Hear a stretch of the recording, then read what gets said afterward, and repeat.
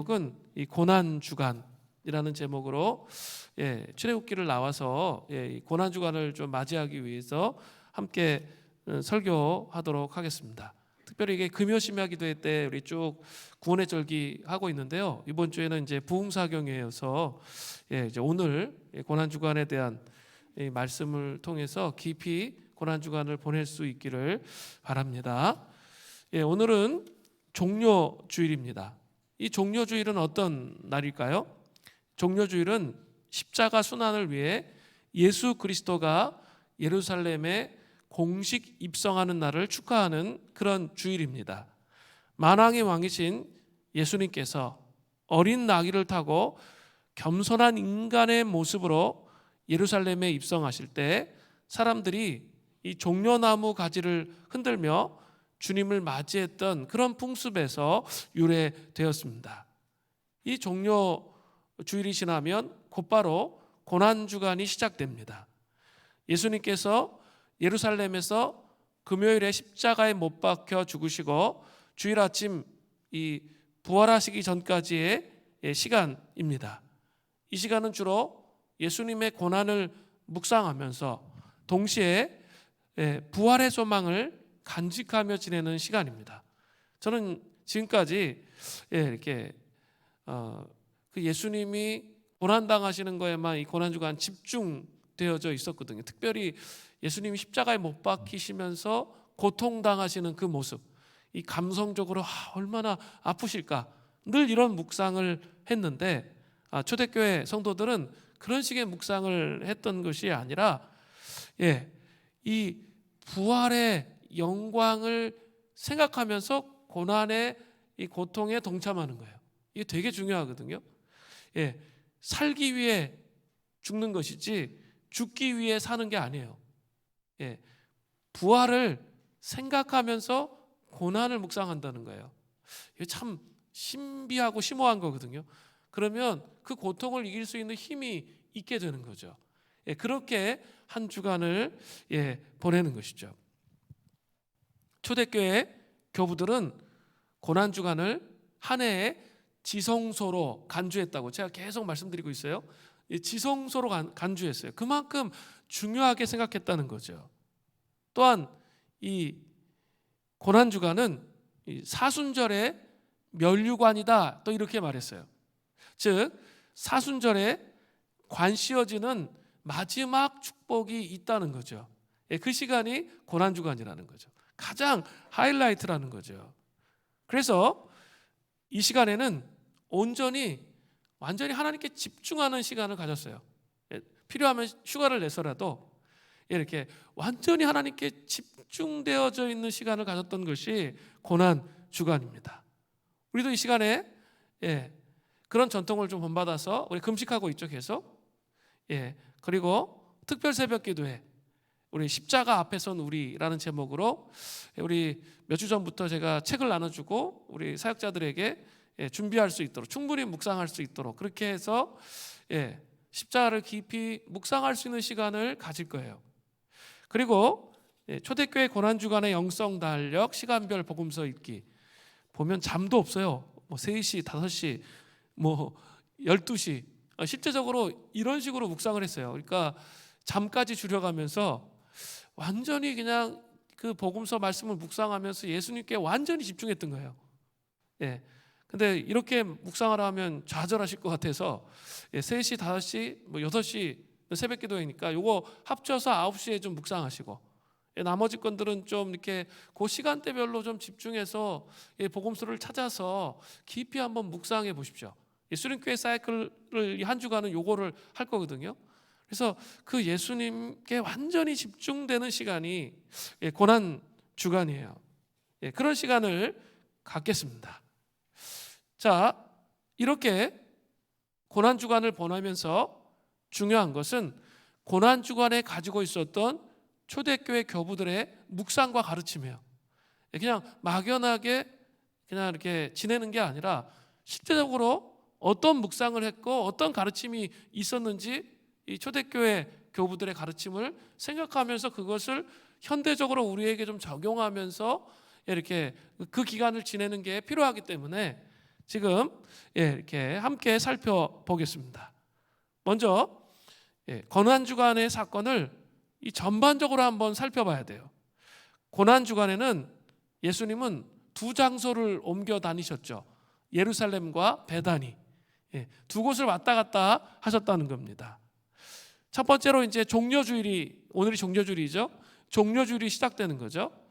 예수님은 종려주일에 나귀를 타고 예루살렘에 입성하셨습니다.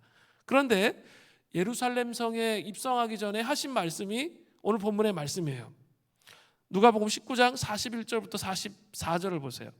가까이 오사 성을 보시고 우시며, 예수님 우세요. 이르시되 너도 오늘 평화에 관한 일을 알았더라면 좋을 뻔하였거니와 지금 내 눈에 숨겨져 있도다. 날이 이를지라 내 원수들이 토둔을 쌓고 너를 둘러 사면으로 가두고 또 너와 및 그 가운데 있는 내 자식들을 땅에 메어치며 돌 하나도 돌 위에 남기지 아니하리니 이는 내가 보살핌 받는 날을 알지 못함을 인함이니라 하시니라. 자, 이런 예수님께서 예루살렘을 바라보시면서 우시면서 탄식하시면서 이런 말씀을 하셨어요. 또 성전에 들어가셔서 그들의 모든 곳을 둘러보셨습니다. 그리고 그곳에서 어떤 일이 일어나고 있는지를 살피셨어요. 어떻게 강도의 소굴이 되었는지를 보셨어요. 또한 이 선지자들과 시편 기자가 노래했던 예루살렘이 선지자들을 죽이는 도성으로 된 것을 보셨습니다. 마태복음 23장 37절 전반절에 이렇게 나오죠. 예루살렘아 예루살렘아 선지자를 죽이고 내게 파송된 자를 돌로 치는 자여. 예수님이 이렇게 탄식하시면서 말씀하셨어요. 그러니까 예루살렘은 더 이상 칭송의 대상이 아니라 지금 어떤 상태에 있는 거예요? 대단히 역겨운 상태에 있는 거죠. 예수님께서 왜 우셨습니까? 한때 이 예루살렘은 어떤 도시였습니까?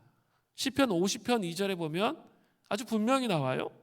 온전히 아름다운 시온. 시온이 그 예루살렘 구릉을, 그 성전이 있는 곳의 구릉을 말하죠. 그러니까 예루살렘을 의미하는 거죠. 예루살렘에서, 시온에서 하나님의 빛을 비추셨도다. 예루살렘은 과거에 어땠어요? 온전히 아름다운 도시였어요. 그곳에서 하나님의 빛을 비추셨다는 거죠. 그러나 지금 예수님이 입성하시는 이 시점에서 예루살렘은 무너진 황폐한 곳이 되었다는 거죠. 그곳에 보냄받은 자들을 어떻게 해요? 돌로 때려 죽이는 그런 상황에 있었다는 거죠. 그래서 예수님이 예루살렘 성을 보며 탄식하시면서 우셨던 거죠. 또한 성전에 들어가신 예수님은 예루살렘의 심장인 성전마저도, 이 성전마저도 강도의 소굴이 된 것을 보신 거죠. 이것은 예수님께 괴로움을 더하는 그런 내용들이었다는 것이죠. 그러고 나서 다시 예수님은 베다니로 가서 그곳에서 밤을 보내셨습니다. 베다니는 이 일주일 동안의 밤의 쉼의 장소였습니다. 그리고 나서 이제 월요일이 맞이하죠. 월요일, 고난주간 월요일. 월요일은 예수님은 다시 베다니에서 예루살렘 성의 성전에 가셔서 성전을 정화하셨어요. 강도들로부터 그것을 깨끗하게 하셨고 사고 파는 자들을 모두 내쫓으셨습니다. 그런 다음에 다시 베다니로 돌아오셨어요. 그리고 이제 3일째가 화요일이죠. 화요일에는 비유로 말씀하신 날이에요. 비유로. 이날의 가르침은, 이날은 가르침으로 시작해서 그냥 가르침으로 끝난 날이에요. 가는 길에 예수님께서 이렇게 저주하셔서 뿌리째 마른 무화과 나무를 보면서 시작되는 거죠. 비유가. 이것은 제자들에게 믿음에 관해서 말씀하실 수 있던 기회가 된 거예요. 마태복음 21장에 보면 18절부터 22절에 이 내용이 나와요. 근데 믿음이 있으면 무화과 나무에게 된 일뿐만 아니라 이 산이 들려서 바다에 던져지라 하면 던져질 것이다 라고 하시면서 믿음에 대해서 비유로 말씀하셨어요.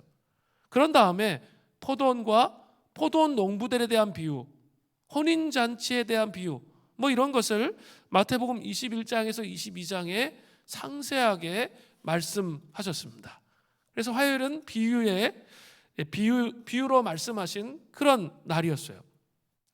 수요일은 베다니에 머물러 계시면서 십자가를 지기 위해서 준비하시는 시간을 가지셨어요. 출애굽기 12장 6절에 보면 이달 열나흘까지 간직하였다가 해질 때 이스라엘 회중이 그 양을 잡고, 이게 이렇게 유월절 제물 어린 양에 대한 이야기예요. 제물이 바쳐지기 전에 그 어린 양이 간직되고 있죠. 그런 내용이 나오죠. 예수님은 세상의 구원을 위해 자신을 희생제물로 바치기 위해 그날에 베다니에서 자신을 간직하셨던 거예요. 수요일 날. 그 다음 날은 예수님은 마지막 만찬에서 제자들에게 자신을 바치실 것이고, 또 그 다음 날은 십자가 위에 자신을 바치실 것입니다. 그래서 그분은 외부 활동을 아무것도 하지 않고 베다니에 머물러 계셨습니다. 그동안 이 밖에서는 예수님을 대적하는 음모가 크게 달하고 있었습니다. 가룟 유다는 예수님을 어떻게 넘겨줄 것인지 기회를 엿보고 있는 날이 수요일이었어요. 그래서 수요일에 초대교회에서는 금요일 날 금식도 했지만 더 중요하게 생각한 날이 수요일 날이었어요. 이 제자들의 배신, 자기들도 배신할 수가 있기 때문에 그날에 맞춰서 그런 삶을 살지 않기 위해서 금식하고 회개하고 돌이키는 시간을 가졌다는 거죠.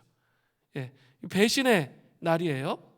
수요일은 배신의 날이면서 예수님이 십자가를 준비하신 그런 날이었다는 것을 기억하시면 좋습니다. 그리고 이제 중요한 게 뭘까요? 목요일부터예요. 목요일, 금요일이 중요하겠죠. 목요일에 제자들과 함께 유월절을 지키셨어요. 목요일 저녁에 예수님은 제자들의 발을 씻겨주셨죠. 기억나시죠? 그리고 다락방에서 성만찬을 하셨어요. 새 언약을 세우신 거죠. 또 그날 제자들과 함께 하셨고, 요한복음 14장에서부터 보면 뭐가 나오죠? 파라클레이토스, 성령님에 대한 이 보혜사 성령님에 대한 가르침을 주세요. 그게 다 이때 이루어지는 거예요. 그리고 이제 목요일 밤 자정이 되었어요.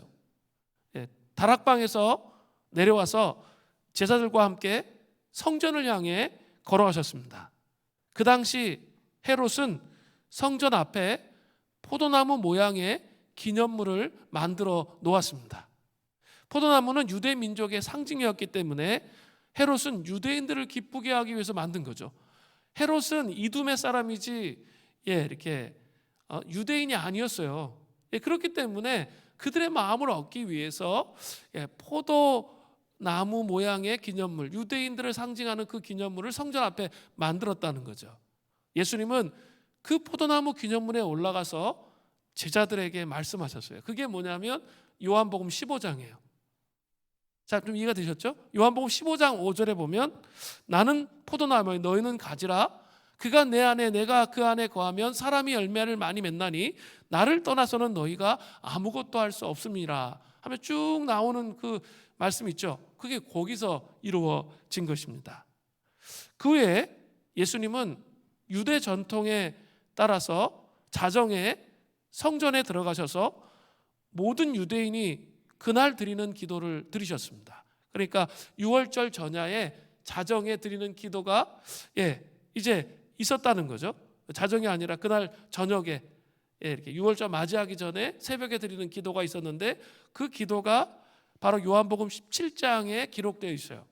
요한복음 17장이 뭡니까? 예수님의 제자를 위한 중보기도 있죠. 그 내용을 거기서 하셨던 것이죠. 그런 다음에 기드론 시냇가로 가요. 그래서 그곳에서 겟세마네 동산에 갑니다. 그리고 그들과 함께 이제 새벽 2시에서 한 3시쯤 기도와 중보를 하셨던 것이죠. 그때 예수님은 땀이 핏방울 같이 되어 땅에 떨어졌다고 그렇게 복음서의 기자들이 말하고 있어요. 그러나 제자들은 어땠죠? 계속 잠을 잤습니다. 예수님이 이따금씩 그들을 깨우셨죠. 그리고 아주 유명한 기도 있죠. 누가복음 22장 42절.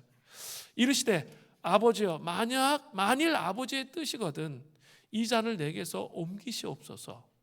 그러나 내 원대로 마시옵고 아버지의 원대로 되기를 원하나이다 라고 그렇게 기도를 하신 거죠. 이제 이른 아침 무렵 가룟 유다가 예수님을 체포하려고 다른 이들과 함께 왔습니다. 그리고 예수님 체포당하셨죠.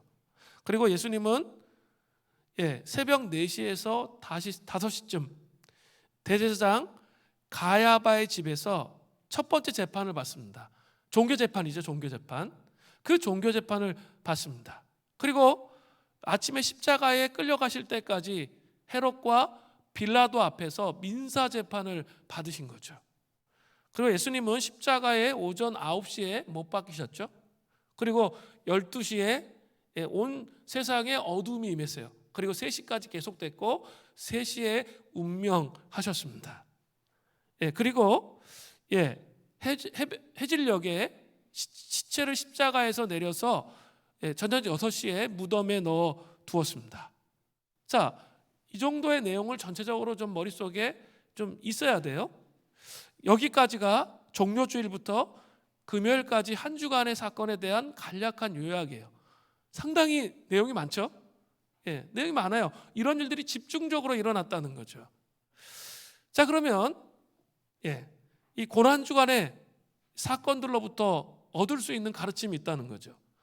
초대교회 교부들이 생각했던 그 가르침이 있는데 크게 2가지입니다. 첫 번째, 고난주간의 목적이 있다는 거예요. 그것은 바로 십자가라는 거죠.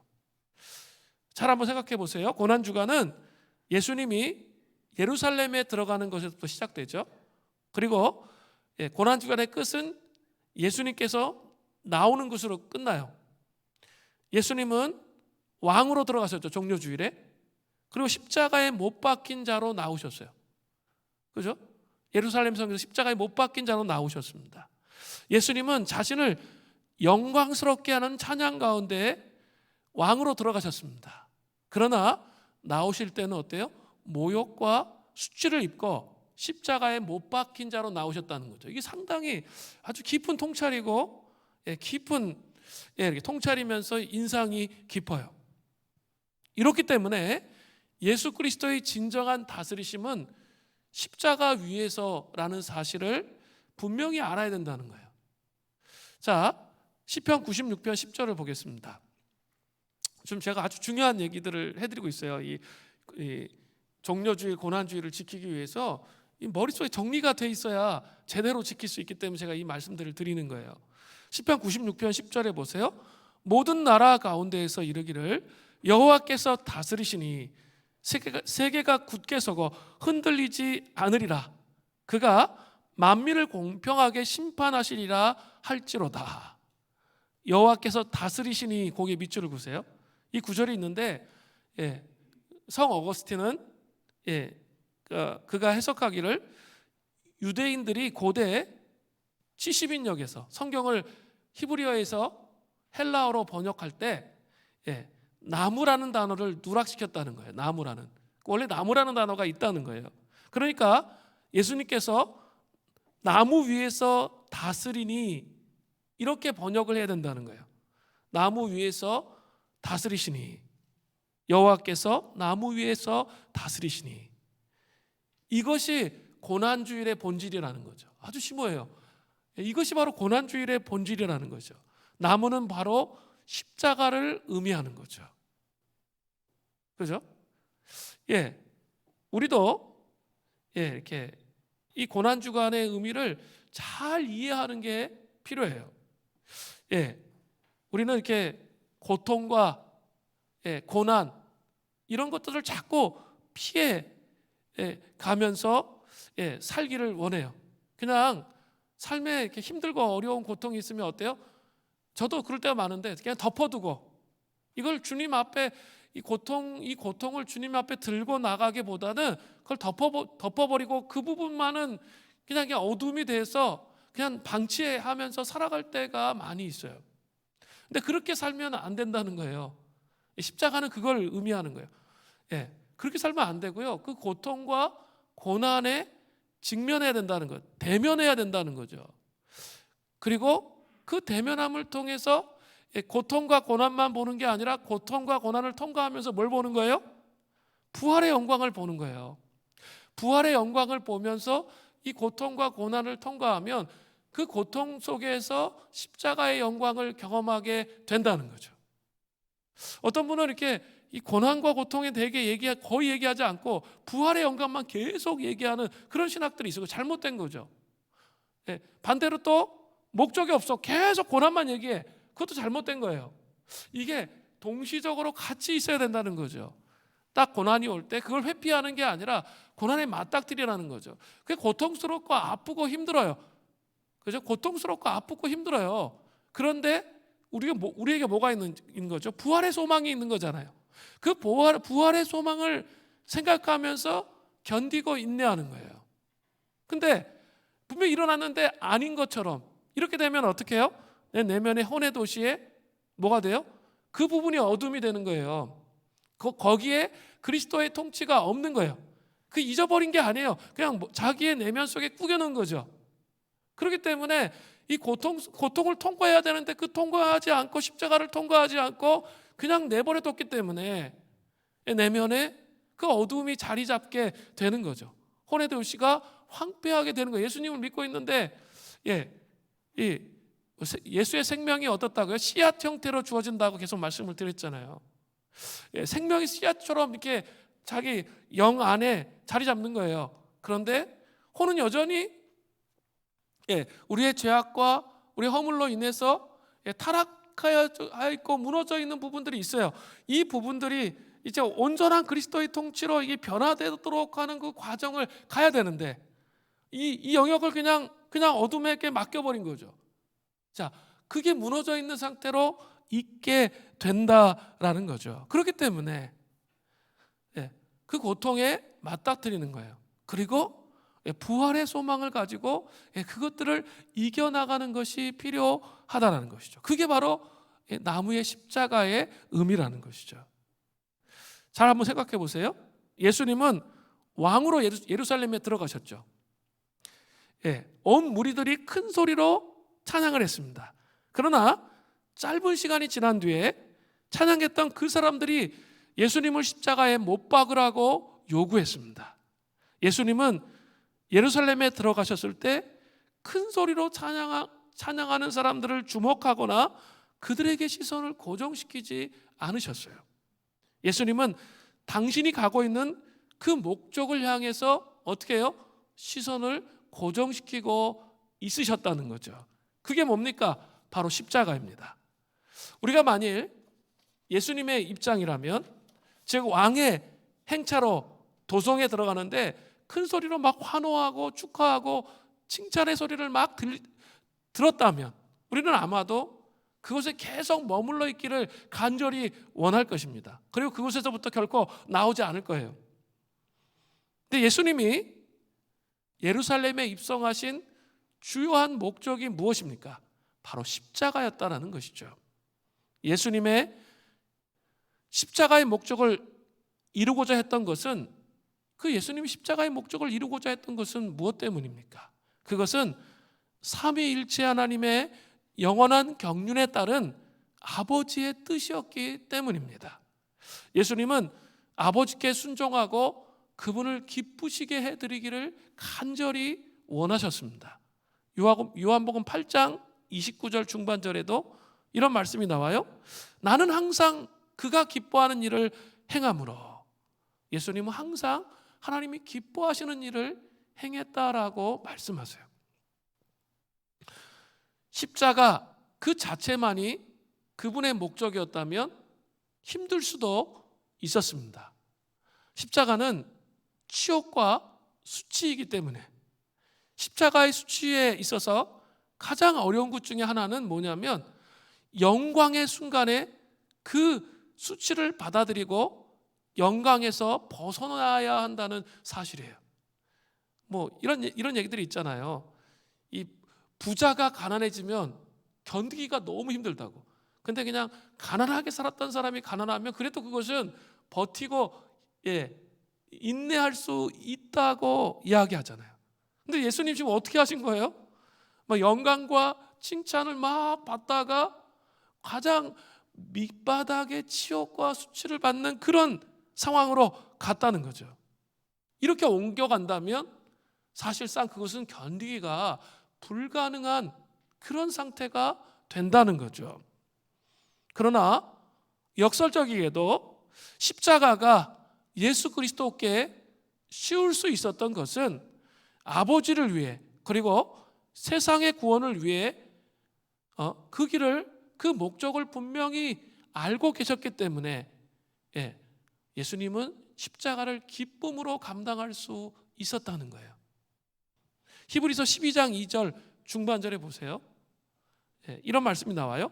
그는 그 앞에 있는 기쁨을 위하여, 자, 앞에 있는 기쁨을 위하여 십자가를 참으사. 분명히 나오죠. 앞에 있는 기쁨을 위해서 십자가를, 하나님 아버지의 뜻에 순종하는 것, 그 목적을 위해 십자가에 못 박혀 돌아가시는 것, 그 구원을 성취하시는 것, 인간을 위해서 구원을 성취하시는 그 일을 위해서 기쁨으로 그 일을 감당했다라고 말씀하시는 거예요. 그래서 고난주간의 목적은 십자가인 거예요. 근데 십자가 딸랑 고난 끝 아니고 부활과 연결되어진 십자가를 깊이 있게 묵상하는 시간을 갖는 게 엄청나게 중요하다는 거죠. 두 번째는 내면의 예루살렘의 회복입니다. 예수님은 고난주간에 우리 마음을 보시며 다스리시기를 진실로 갈망하세요. 그분의 기쁨은 우리 마음에 있습니다. 그분은 우리에게 가까이 다가와서 이전과는 다른 방식으로 우리 내면에 예루살렘에 들어오기를 갈망하세요. 예수님은 이미 우리 삶 속에 계실지도 모릅니다. 하지만 우리 내면에 예루살렘의 왕이 되기를 원하신다는 거죠. 혼의 타락으로 인해서 왕이 될 수 없는 그 많은 부분들이 있잖아요. 그죠? 그 많은 부분들이 있는데 그 부분에 왕으로 좌정하시기를 원하신다는 거죠. 그렇기 때문에 우리에게 가까이 다가오셔서 말씀하시는 거죠. 내가 내 마음을 다스리도록 해줄 수 있겠니? 우리에게 말씀하신다는 거예요. 사순절 고난주간의 키포인트는 이거예요. 예수님이 내가 내 마음을 다스리실 수 있도록 그렇게 할 수 있겠니? 그렇게 말씀하신다는 거예요. 예수님은 옛 예루살렘을 보셨던 것 같은 방식으로 우리 내면의 예루살렘을 바라보십니다. 폐허가 되어 있고 황폐되어 있는 도성처럼, 그리고 그 예루살렘을 보시면서 깊은 탄식과 눈물로 우리의 내면을 보신다는 거예요. 강도의 굴혈, 도둑의 소굴이 됐어 지금. 이 생명이 자라야 되는데 씨앗이 예수 그리스도의 생명이 자라서 온전한 이 혼의 도시에 예수 그리스도의 통치가 임해야 되는데 그것이 아니라 그냥 옛날부터 갖고 있던 습관을 따라서 그냥 삶을 산 거예요. 본성대로. 이게 더 이렇게 확장돼서 나를 다스리도록 하는 게 아니라 그런 식으로 살아온 삶을 보시면서 탄식하시면서 우신다는 거죠. 지금 오늘 본문에 나와 있는 것처럼 그렇게 하신다는 것이죠. 아마 이렇게 말씀하실 거예요. 우리의 내면을 보시면서, 저의 내면을 보시면서, 이것이 나의 예루살렘인가? 이것이 내가 구원하고 구속한 자의 삶인가? 이 사람이 나의 보배로운 핏값으로 죄에서 씻김을 받고 다시 태어난 새로운 피조물이 된 아들이고 딸인가? 그에게 정말 무슨 일이 일어난 것인가? 그가 세례를 받고 나왔을 때 그때는 정말 다른 모습이었어. 옛 예루살렘이 세워졌을 때 시편 기자와 천사들이 찬송하고 노래했듯이 천사들이 그를 위해 찬송하며 노래를 불렀는데 예루살렘이 도대체 어찌하여 이렇게까지 황폐되었는가? 아마 이렇게 탄식하시면서 우실 거예요. 그리고 우리는 저 자신도 마찬가지죠. 우리는 대답하며 핑계댈 것들이 있잖아요. 주님, 세상과 상황이 얼마나 나를 꼼짝하지 못하게 하는지 주님 아시잖아요. 세상과 상황들이 내가 이렇게 할 수밖에 없잖아요. 그렇게 따질 거라는 거죠. 그때 주님이 이렇게 이 고난주간 이 사순절에 우리에게 말씀하시는 거예요. 내가 너의 내면에 예루살렘을 다스리게 해줄 수 있겠니? 그러면 내가 그것을 다시 세울 거야. 우리가 세우는 게 아니에요. 내게 기회를 주겠니? 그렇게 물으실 거예요. 다시 네가 정말 내가 네 내면에 새 예루살렘 성을 세울 수 있도록, 우리 보혈기도문을 통해 섹션에 맨날 선포하잖아요. 그 무너져 있는, 황폐되어져 있는 혼의 도시가 완전히 다 무너졌어. 하나님의 통치가 없는 부분들 있잖아요. 그런 부분들이 온전히 회복될 수 있도록 마음을 달라시는 거예요. 네가 할 수 없다는 거예요. 하나님께서 하신다는 거예요. 그러니까 고난주간이 의미가 있는 거예요. 하나님이 하실 수 있도록 공간을 만들어 드리는 거잖아요. 이 시점에서 우리는 자신이 무엇을 해야 할지, 어떻게 회개하고 주님께 돌아가야 할지 모른다고 생각할 수 있습니다. 사순절 이제 금식 시작하자고 했을 때, 자발적 광야에서 자기를 성찰하고 직면해야 된다고 했을 때, 아마 거의 100%가 그랬을 거예요. 뭘 직면해야 할지 몰라. 그러지 않으셨어요?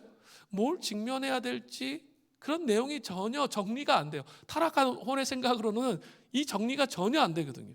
너무나 막연하고 추상적이에요. 이렇게 들려요. 그런데 정말 제대로 금식하시면서 이 사순절의 여정을 왔다면 어떠세요? 저한테 와서 한 사람씩 얘기하시더라고요. 이렇게. 뭐가 문제인지 이제 알겠어요.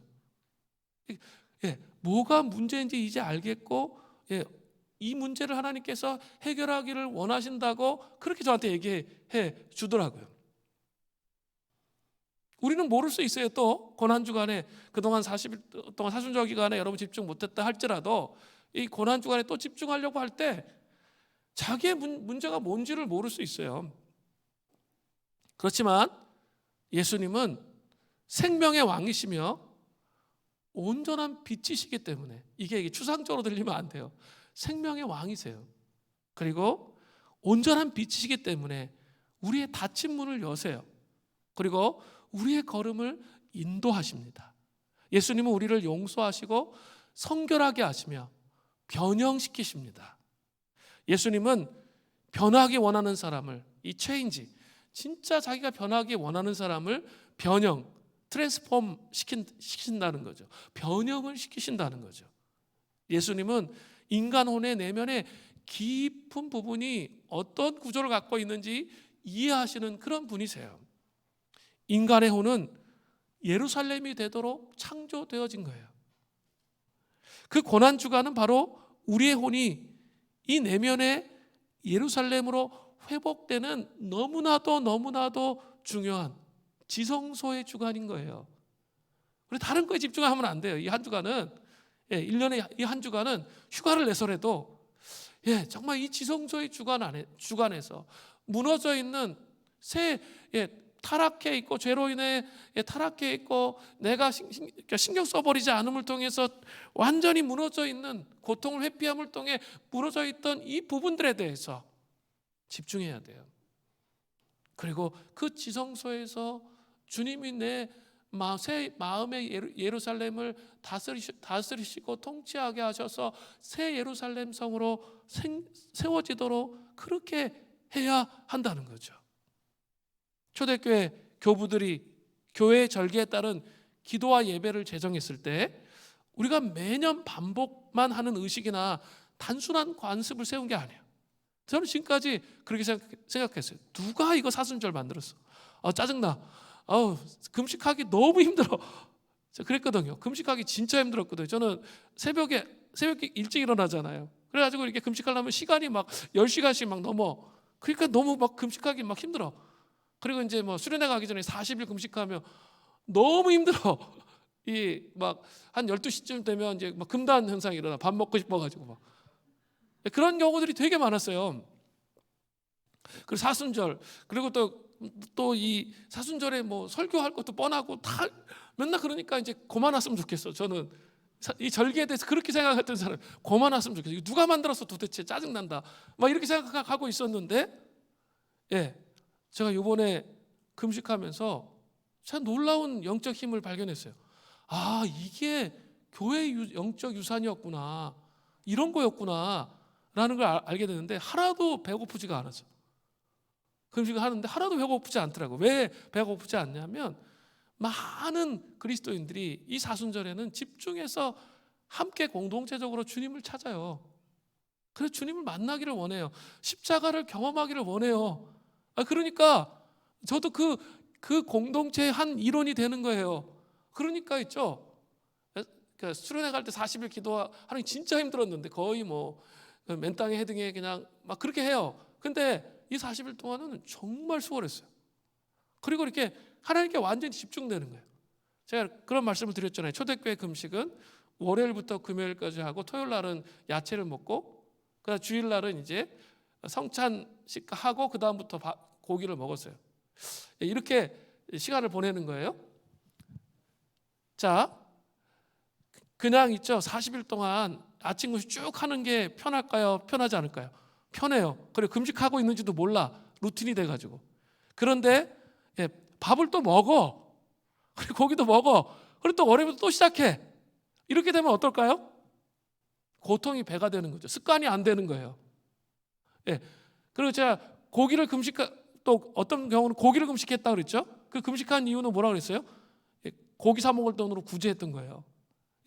그렇게 하면서 이렇게 금식을 해나갔다는 거죠. 그러니까 그게 뭔지를 이제 이해할 수 있어요. 이게 정말 그 예수님께 완전히 집중된다는 게 이런 거구나. 금식하면서 제가 알겠어요. 이런 거구나. 이게 아직도 기회가 있어요.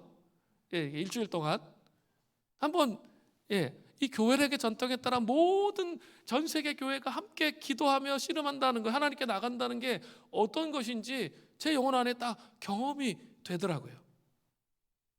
영적 배고픔과 갈망을 가지고 온 마음으로 이 주간에 말씀을 읽고 기도한다면, 그 사람의 혼은 이 주간에 자신의 가장 깊은 영적 필요를 충족시킬 수 있어요. 영적 필요를 충족시켜 줄 수 있다는 거죠. 말씀을 계속 묵상하고 씨름 지금 한지 5년쯤 됐잖아요. 완전히 10장씩 읽는 지 한 5년쯤 됐잖아요. 물론 안 하신 분도 계셨겠지만 대체적으로는 하시려고 노력했잖아요. 그러면 어떻게 돼요? 그 말씀을 읽고 보혈 기도하고 씨름하며 그 내면에 예루살렘의 벽돌이 하나씩 쌓아지는 거예요. 근데 그게 자기의 인식이 돼요? 인식이 안 돼요? 내가 변화되고 있는 게 인식이 안 되는데, 시간이 좀 지나면 알아요. 근데 분명히 옛날의 모습하고 나의 모습이 바뀌어 있는 거예요. 반추를 해보세요. 지난 5년 동안 그렇게 했다면 이렇게 반추를 해보셔야 돼요. 이름을 통해서 내가 지금 내 내면이 내가 강해졌구나. 내가 진짜 이제 자꾸 옛날에 불신이 너무 많았는데 내가 하나님께 집중하게 됐구나. 이런 게 좀 깨달아져요. 이렇게 뭐 이렇게 눈에 보이는 변화가 아니에요. 그 내적인 내면에서부터의 그 변화가 마음속에서부터 깨달아진다는 거예요. 그게 시작이라는 거예요. 그런데 이 고난주간에 그렇게 말씀을 집중할 때 어떻게 된다고요? 이 혼의 그 말씀이 자꾸 흘러가는 거예요. 그러면 내 안에서 싸우는 거예요. 영적인 싸움을. 이렇게 해야 돼요. 그냥 이제 처음에는 그렇게 해야죠. 맨 처음에 읽으라니까 그냥 읽어야지. 뭐 그렇게 하셔도 돼요. 그런데 있죠. 이런 영적 원리를 이제 말씀을 읽기 시작했다면 이 영적 원리를 알고 자기가 읽어야 되는 거예요. 그런 거 안 읽고 읽으면 안 돼요. 그러면은 나중에 그게 율법이 되는 거예요. 습관이 돼서 이거 왜 읽는 거야 도대체 하면서 때려치고 싶어요. 그렇게 하고 싶지 않아요. 그리고 변화도 일어나지 않아요. 그렇게 성경 읽으면 변화가 일어나지 않아요. 자꾸 반추하란 말이에요. 내가 지금 이렇게 변하고 있구나. 내가 이렇게 변해가고 있구나. 이렇게 성경을 읽어야 되는 거죠. 특별히 이 고난주간에 그렇게 집중해서 하나님의 말씀이 내 혼에 폐허가 되어 있는 이 도시에 임하기 시작하면 내 내면에 스스로 변화가 일어나요. 그리고 믿음이 생기고 영적 깊은 필요를 충족시킬 수 있게 되는 거죠. 이 주간에 기도와 예배를 통해서 우리는 생명의 주님이라는 단어 여러분에게 어떻게 다가옵니까? 그게 머리로 머물러 있다면 아직 혼의 도시에 변화가 일어나고 있지 않은 거예요. 생명의 주님이라는 단어가 진짜 절실하게 자기 심령 안에 다가와야 돼요. 생명의 주님, 예루살렘의 주님을 만나게 되는 거죠. 그분은 크신 사랑과 긍휼로 우리를 부르시며 당신의 예루살렘에 들어갈 수 있도록, 당신이 우리의 마음에 예루살렘에 들어오실 수 있도록 허락해달라고 요청하십니다. 우리를 부르시면서 이렇게 말씀하시는 거예요. 옛 시절의 백성들처럼 나를 내 예루살렘에서 내보내지 말아라. 내가 인류의 수치와 치욕을 짊어지고 옛 예루살렘에서 나온 것은 모든 인간의 혼에 예루살렘에 들어가 인간의 수치를 거두기 위함이다. 이렇게 말씀하시는 거예요. 그죠? 그 십자가를 지고 그 수치를 메고 예루살렘을 나오신 그 이유가 우리 안에 있는, 우리 혼의 도시에 있는 예루살렘에 있는 그 내면의 예루살렘에 있는 그 수치를 예수님께서 짊어지셔서 우리를 혼의 도시가 새 예루살렘 성이 되고 하나님이 바라보실 때 복되고 축복하시는 그 성이 되도록 하기 위해서 하나님께서 그렇게 하신다는 거죠. 우리를 가장 괴롭히는 문제가 뭐라고 생각하십니까? 그것은 반복되고 되풀이되는 죄예요. 그죠? 자기가 좀 기도하다 조금 기도했는데 이길 것 같았는데 또 시간 지나면 또 그래 하면서 이게 반복된단 말이에요. 그렇게 될 때 어떻죠? 좌절이 돼요. 절망이 오죠. 그리고 또 그 마음속에 수치심이 생겨요.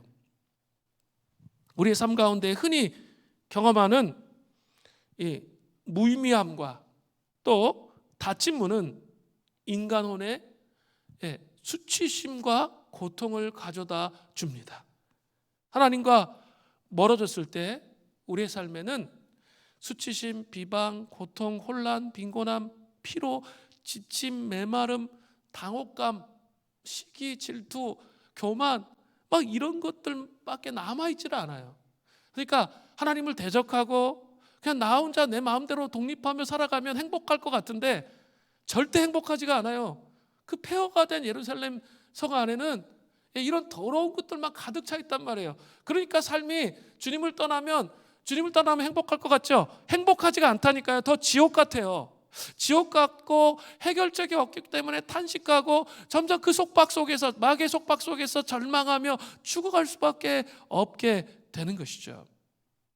그런데 우리에게는 해결책이 있는 거죠. 예루살렘에 주님이 계신 거예요. 초대교회 교부들은 고난주간을 통해서 인간 혼안에 참되고 진정한 내면의 영적 역사가 일어나기를 원했어요.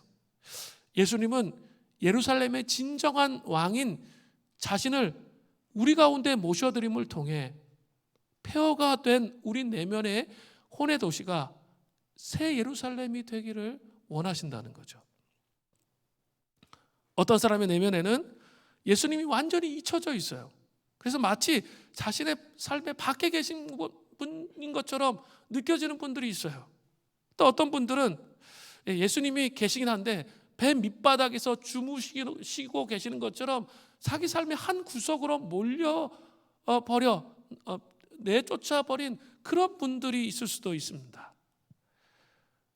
이렇다 하더라도 그들이 진정으로 그 예수님을 찾기를 원한다면 그분은 그들의 삶 전체를 다스리는 왕으로서 당신의 진정한 자리를 차지하기 시작하실 것입니다.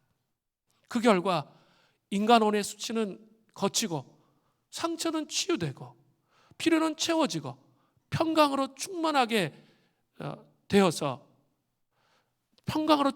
되면 그 발걸음 위에 빛이 비춰주고 그분의 손으로 만드신 피조물로서의 지위가 회복되는 겁니다. 예수님은 예루살렘의 왕이십니다. 왕이신 그분은 우리 혼에 그분의 자리를 차지하셔야 됩니다. 이게 왜 이렇게 중요해요? 이게 왜 이렇게 그분이 왕으로 통치하는 게 왜 중요해요? 하나님 나라가 뭡니까? 하나님 나라가 관념이 아니에요. 관념이. 그게 아니라 하나님 나라의 핵심이 뭡니까? 하나님의 통치가 있는 곳이 하나님 나라예요. 그러려면 여러분 이 땅에서 하나님 나라를 세우는 그런 삶을 진짜 살기를 원하세요? 아니면 나의 사업을 위해서 그 기름 부으심을 얻기 위해서 그냥 그걸 가져다 쓰시는 거예요? 한번 생각해야 돼요. 아니면 직장 생활에 정말 탁월하게 살기 위해서 그냥 하나님 나라라는 용어를 차용하고 있지 않은지 살피셔야 돼요. 하나님 나라는 그분이 통치하시는 나라예요. 그 통치가 우리의 내면에 이루어져야 그 다음에 어떨까요? 우리 가정에 그분의 통치가 임하죠. 또 그 통치가 직장에 그래야 임하는 거죠. 그죠? 내 내면에 하나님의 방식대로 하나님 통치가 임해야 하나님의 방식으로 직장 생활 속에서 그분의 통치가 임하는 거죠. 교회 안에 하나님 나라를 정말 꿈꾸세요? 그러면 정말 중요한 게 다른 게 아니에요. 하나님의 통치가 임하는 삶을 사는 거예요. 그런 사람들이 많아지는 거죠. 그러면 어떻게 될까요? 그 교회 안에 하나님의 통치가 임하는 거예요. 근데 혼의 도시 안에 온갖 탐욕과 집착, 하나님을 섬기는데도 이게 하나도 정리가 안 됐어. 그러니까 막 불순한 동기와 불순한 생각으로 삶을 살아간다면 그것은 하나님 나라가 아닌 거죠. 하나님 나라는 통치와 관련이 있는 거예요. 이렇게 중요하다라는 것을 여러분 깊이 인식을 하셔야 돼요. 자, 이제 그리스도께서 우리 내면의 예루살렘을 통치하실 수 있게 하는 몇 가지 실제적인 요점, 구체적으로 그러면 내면에 그분이 우리 영혼 안에 통치하시면 어떤 변화가 있어야 되고 어떻게 되는 것이 이 고난주간에 그렇게 그 새 예루살렘 성을 쌓고 십자가가 중심이 되는 그런 삶이 될 수 있을까요? 그것이 크게 세 가지로 말하고 있는데, 첫 번째는 예수님은 나무에서 다스리신다는 거예요. 주님은 나무가 없이는 우리 내면에 예루살렘을 다스리는 왕의 자리는 그 주님께서 차지하실 수가 없어요. 그 나무가 뭘까요? 십자가요. 십자가가 없이는 왕으로 주님이 다스리시지 않으신다는 거예요. 이게 고난주간의 핵심이에요. 십자가가 없이는 다스리지 않아요. 십자가는 실질적으로 우리가 세상의 영과 그리스도의 영 사이를 분리해야 한다는 뜻이에요. 우리는 세상의 영과 그리스도의 영을 동시에 따르면서 살아갈 수가 없어요. 이게 아주 중요해요. 성경은 분명히 이렇게 말하고 있어요. 고린도후서 6장 14절부터 16절을 보세요. 너희가 믿지 않는 자와 멍에를 함께 매지 말라. 의와 불법이 어찌 함께하며 빛과 어둠이 어찌 사귀며 그리스도와 벨리알이 어찌 조화되며 믿는 자와 믿지 않는 자가 어찌 상관하며 하나님의 성전과 우상이 어찌 일치가 되려. 하나님의 성전과 우상은 일치될 수 없다는 거예요. 우리가 살아계신 하나님의 성전이라. 이와 같이 하나님께서 이르시되 내가 그들 가운데 거하며 두루 행하여 나는 그들의 하나님이 되고 그들은 나의 백성이 되리라. 우리는 이 세상 아니면 하나님 이 둘 중에 하나를 선택하는 그런 삶을 살 수밖에 없다는 거예요. 세상의 영을 따르는 일반적인 삶은 그냥 죽음으로 끝나요. 흙으로 그냥 돌아가는 허망한 인생이 됩니다. 우리는 그리스도인들은 일반적인 그런 삶보다 더 높은 다른 삶을 추구해야 되는 거죠. 그것이 뭘까요? 바로 생명의 삶인 거죠. 생명의 삶은 풍성한 삶이에요. 매년 예수님께 풍성한 생명의 우물을 점점 더 많이 받는다면, 그분의 생명이 우리 안에서 부요하고 풍성하게 흐를 것입니다. 그것은 해마다 증가하고 넓어지게 되는 거죠. 그분의 다스림도 우리 안에 더욱더 증가되고 우리의 삶을 변형시키게 된다는 거죠. 그렇게 될 때 십자가에서 우리를 다스리신다는 거의 의미가 무엇인지 알게 돼요. 우리 기도재단 할 때 아마 여러분 기억하실 거예요. 이렇게 초대교회 성도들은 사실은 이 구원의 절기를 한번 도는 거예요. 하나님 나라의 절기, 성육신의 절기 쫙 이렇게 해가지고 사순절의 절기를 통해서 금식하면서 씨름하면서 완전히 그리스도께 집중하기 위해서 이 씨름을 하면 그때 한 살을 먹는다고. 그 말이 이제 무엇인지 이해가 돼요. 그렇게 씨름하면서 그리스도 중심의 삶을 살려고 그렇게 몸부림치면서 씨름을 했단 말이에요. 그래서 한 살이 되는 거예요. 그리고 또 다음에 또 왔어요. 그런 절기가. 그러면 또 이 생명의 우물에서, 이 구원의 우물에서 그걸 파는 거예요. 다시 또 더 깊게 파는 거예요. 그러면 더 그 다음에 어떨까요? 더 깊이 그리스도를 더 깊이 따를 수 있게 되는 거죠. 이렇게 되는 거예요. 그래서 나이가 먹어가는 거예요. 우리 그때 얘기했잖아요. 우리는 아직 못해서 태어나지도 못했다고, 그냥 배하기에 있는 그 정도 수준이라고, 우리가 살아가는 삶, 초대교회 성도들에 비하면. 그 말이 무슨 말인지 이제 이해가 돼요. 이런 씨름을 하면서 삶을 살아가야 되는 거구나 라는 것을 알게 된다는 거죠. 고난주간에 그 실제적인 요점, 그 예루살렘에서, 내면의 예루살렘에서 그리스도께서 통치하기 위해서는 예수님은 나무에서 우리를 다스리시도록 매년 더 깊어지고 더 깊어져서 혼의 도시에 더러운 것들이 다 씻겨져 나가서 그리스도의 온전한 통치 안에 들어가도록 그렇게 해야 된다는 거죠. 십자가 중심성으로 서야 된다는 거죠. 그런데 그냥 십자가만 묵상하는 게 아니라 뭐하고 연결된다고 그랬어요? 부활. 이거 같이 연결되어서 바라보는 묵상이 깊이 머리에서 가슴으로 내려오도록 이렇게 해야 그분의 통치와 다스리심이 온다는 거죠. 두 번째는 성전 정화입니다. 예수님은 고난주간의 월요일에 성전을 정화하는 시간을 가지셨어요. 하나님의 성전은 그리스도께서 다스리시는 장소이기 때문에 깨끗해야 됩니다. 하나님의 성전은 신약시대의 우리 마음이에요. 성전 정화는 우리의 마음을 깨끗하게 하고 정화하는 것과 연결이 되어 있습니다. 이 고난주간의 사순절의 핵심 중의 핵심은 완전하고 깊은 진정한 회개를 통과하는 거라는 거예요. 그러니까 고난주간에 성령께서 조명하셔서 깊이 자기를 통찰하면서 깊은 회개 안에 들어가면서 자기의 죄를 회개하는 게 핵심 중에 핵심이라는 거예요. 뭐 이런 것이 없다면 마태복음 15장 8절 말씀처럼 되는 거예요. 이 백성이 입술로는 나를 공경하되 마음은 내게서 먼 거죠. 그런 자가 되지 않기 위해서 이거 하나님께서 하시는데 자기가 은혜의 공간 앞으로 나아가는 거예요. 은혜의 공간 앞에 나아가서 갈망하는 거예요. 하나님 아버지 깊은 진정한 회개를 통해서 이 십자가를 깊이, 정말 십자가가 필요함을 깊이 제가 경험하며 아버지 깨닫게 하여 주십시오. 이 씨름을 해야 된다는 거죠. 진정한 회개가 일어나지 않으면 우리는 고난주간에 신비에 들어가지 못합니다. 초대교회 성도들은 신비라는 단어를 많이 썼어요. 신비라는 단어. 신비라는 단어는 그런 거예요. 뭐 하나님의 음성을 듣는 법, 뭐 제가 뭐 그런 거 강의할 수 있어요. 하나님의 인도하심을 받는 법, 뭐 이런 거 강의할 수 있는데 그걸 배운다고 여러분이 이렇게 하나님의 인도를 제대로 받을 수 있습니까? 안 돼요. 잘 받지 못해요. 저한테 늘 찾아와서 하나님의 음성을 어떻게 들어요? 그렇게 얘기하시면 제가 또 이걸 다 설명할 수는 있어요. 그런데 그렇다고 해서 여러분이 하나님의 음성을 듣는 게 아니에요.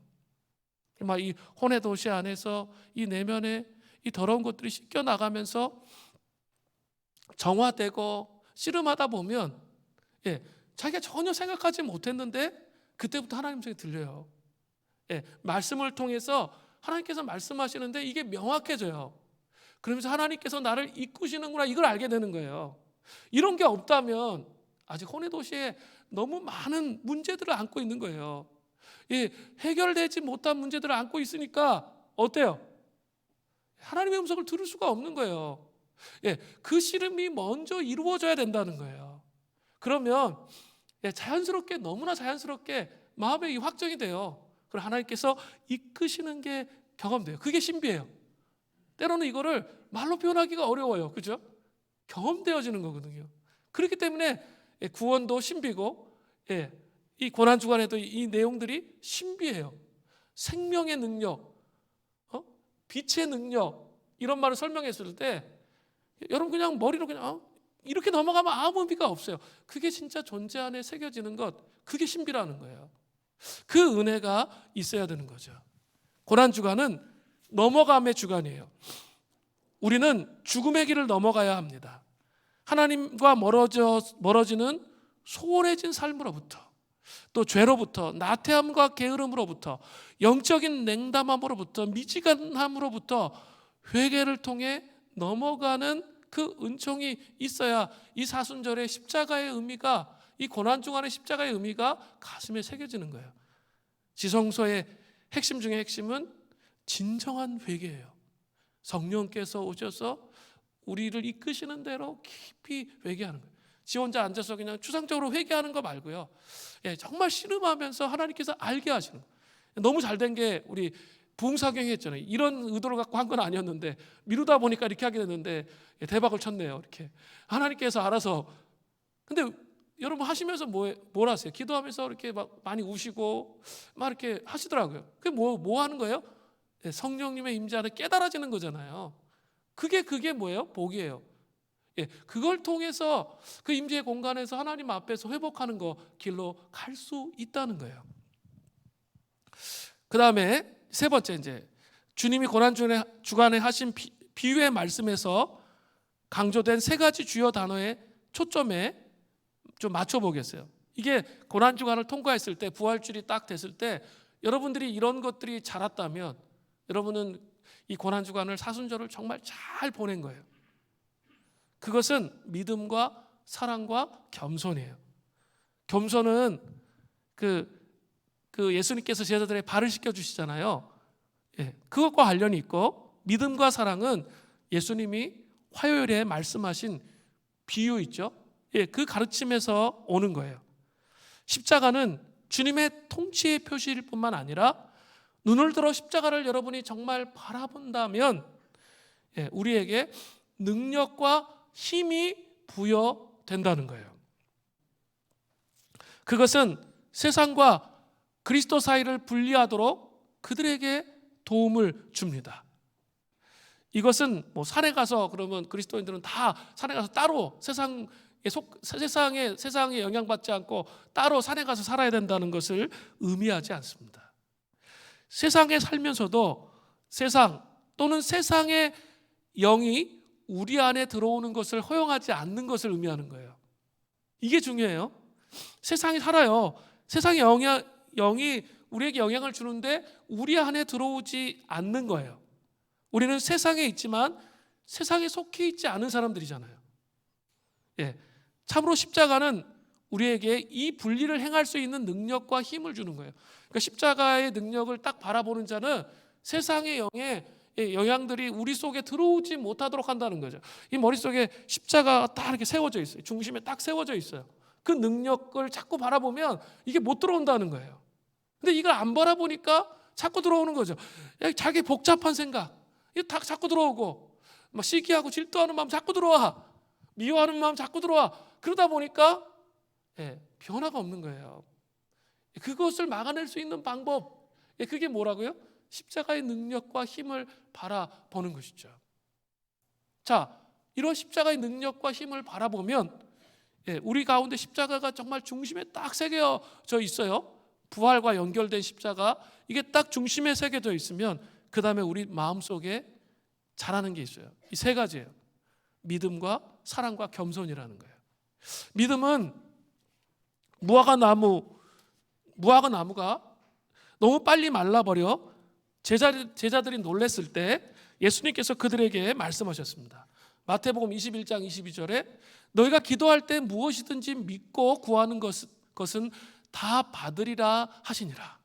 또 마가복음 11장 24절에 그러므로 내가 너희에게 말하노니 무엇이든지 기도하고 구하는 것을 받은 줄로 믿으라.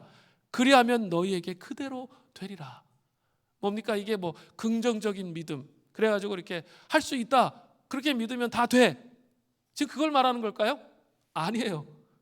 이 복음서 전체의 내용과 이 십자가랑 연결시켜서 이 고난주간과 연결시켜서 보면 뭘 의미하는 거냐면 예수 그리스도를 온전히 바라보고 신뢰하는 그 믿음을 말하는 거예요. 불신하지 않고 의심하지 않는 것. 아니 우리 혼의 영역에 내가 이렇게 꼭꼭 숨겨놨던 부분들, 주님이 오셔서 우리 마음의 문을 두드리세요. 내가 네 마음에 들어가기를 원하고 예루살렘의 왕으로, 네 마음의 혼의 도시의 왕으로 통치하기를 원한다고 할 때 내가 붙잡고 있는 게 있었어요. 근데 이거를 내려놓는 게 쉬워요, 어려워요? 어려워요. 맨 처음에 그리스도 어떻게 반응하죠? 불신으로 반응하죠. 주님 그냥 거기 계세요. 내가 알아서 할게요. 이렇게 되잖아요. 근데 믿음이라는 건 뭐예요? 예, 그럼에도 불구하고 정말 두렵고 무섭지만 예수님께서 그렇게 하기를 원하시니까 나를 내어 드리는 거예요. 생각도 마찬가지예요. 우리 형제들 이 복잡한 생각으로 너무 많이 자기 인생을 경영해 와서 그 생각 속에 갇혀 있는 사람이 너무 많아요.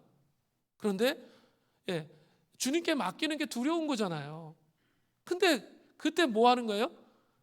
믿음으로 주님을 바라보는 거죠. 그래서 맡기는 거예요. 근데 그러려면 마음속에 뭐가 있어야지 믿음이 생기지. 그래서 고난주간에 뭐 하셔야 된다고요?